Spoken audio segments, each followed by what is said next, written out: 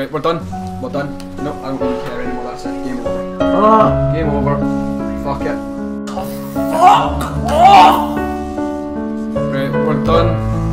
We're done. Nope, I don't even care anymore. That's it. Game over. Game over. Fuck it.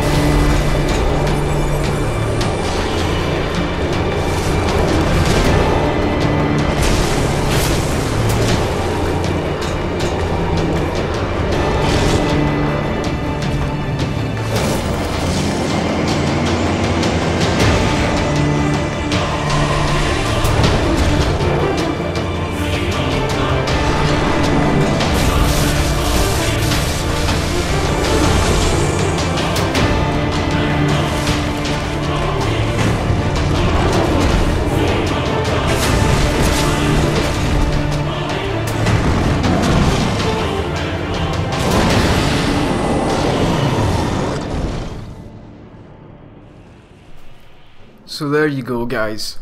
Beat it once in the world of a friend of ours, and now we're going to go ahead and beat it in our own world. Now, just before I go any further, I want to say thanks to Noel, or Delinquent Muse, for basically making this even remotely like doable, because it's just too frustrating an area for me to get past on my own. But we did go ahead and do that, and you can find the link to her channel, both YouTube and Twitch, in the description down below. Make sure you give her a follow or a subscribe, whatever it is. Just keep up to date, they tend to be in a lot of videos. So this boss in particular isn't too bad, it's more getting to the boss that is incredibly frustrating. Like you would have seen in our last part of the DLC guide where you guys thought it was all over, but it's never over.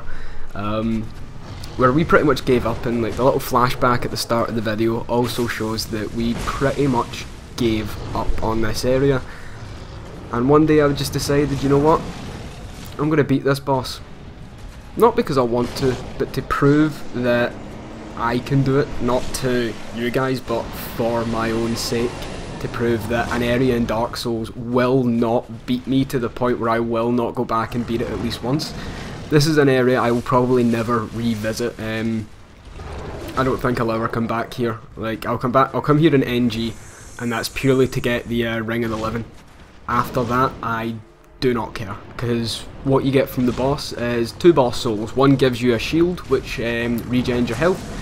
The other gives you a longsword, which also regens your health. Now, I mean, do what you will with them. I don't think it's really worthy of the effort, to be honest. But I mean, apparently this stuff does stack, because the Ivory King crown does give you health regen. Ilium Lois, the weapon you get for collecting 50 Lois souls. As you can see here, unfortunately, our friend Delinquent Muse here dies, so it's time for me to turn this shit up, because this boss has a pain in the arse of an ability where once you've killed one of them and you get the other one down to a certain amount of health, it will activate a buff. Now what the buff does is it restores its health over time. The problem with that is that these cats tend to move in and out so quickly that I can get one hit in and then its health regens and it jumps away. So what happens is fucking annoying. Its health gets down to like a quarter, it buffs, and then its health goes back up to 3/4 full, which is why this boss fight took so long. And of course, unfortunately, because Delinquent Muse had died, it means that it was up to me to take on a buffed tiger. Now, this boss in and of itself is a pain in the arse without this happening.